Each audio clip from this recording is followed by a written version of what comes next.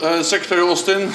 Dear Lloyd, welcome back to NATO Headquarters. It's always a great pleasure to welcome you here, and thank you so much for your engagement, your commitment, your leadership for our transatlantic alliance. This is even more important now in these dangerous times. I also look forward to welcoming President Biden and all the other NATO leaders next week for an extraordinary NATO summit.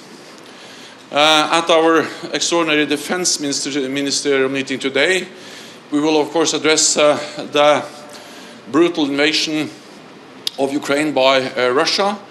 This is devastating for the Ukrainian people, and it will also change our security environment. It will have long-lasting consequences for our security for all NATO allies. NATO has responded in a united and swift way. NATO allies have imposed severe sanctions on Russia. Allies provide significant support to Ukraine, military support, financial support, humanitarian support, and we are reinforcing our collective defense. Hundreds of thousands of troops on heightened alert, 100,000 troops, US troops in Europe, and then 40,000 troops under NATO command, direct NATO command, mostly in the eastern part of the alliance, supported by naval and air forces. And of course the United States and you personally, Secretary Austin, you are playing a key role in these efforts to really increase and strengthen our collective defense. More US troops in Europe is a strong message of transatlantic unity, and we are extremely grateful for your support to what we do together in the eastern part of the alliance. I have met US troops over the last couple of weeks in Estonia, in Latvia, in Poland, in Romania, and I'm always struck by the commitment, by the professionalism of the US men and women in uniform, and there is no other stronger message of transatlantic unity than having forces from North America serving in Europe.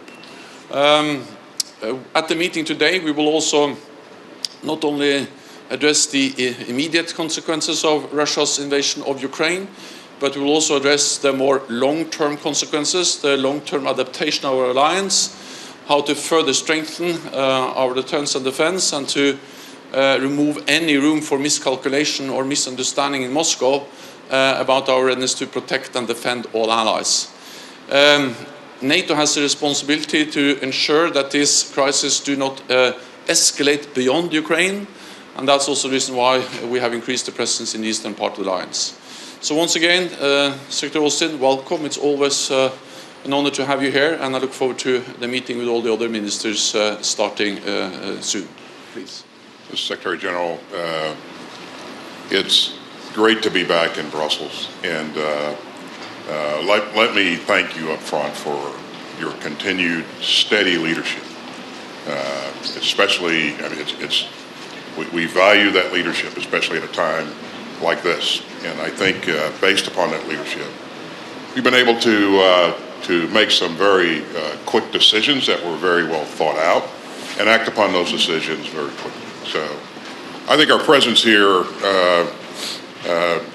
sends a signal to the world that we remain united in our support of Ukraine, and we condemn Russia's unprovoked and unjustified invasion into Ukraine.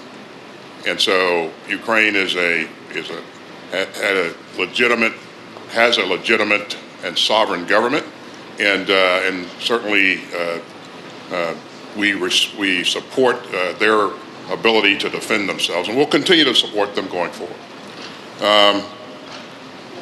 We've been clear throughout that we believe that our commitment to NATO, our Article 5 commitment, is ironclad, and you can expect that, as the President has said a number of times, that we will abide by that commitment. And so, Jens, it's great to be back here again. I look forward to a good day of discussions. And again, thank you for your leadership, and thanks to all of my colleagues for what they've continued to do to remain united in their support of Ukraine. Again, I look forward to a great day. Give me a shake hands. Thank you.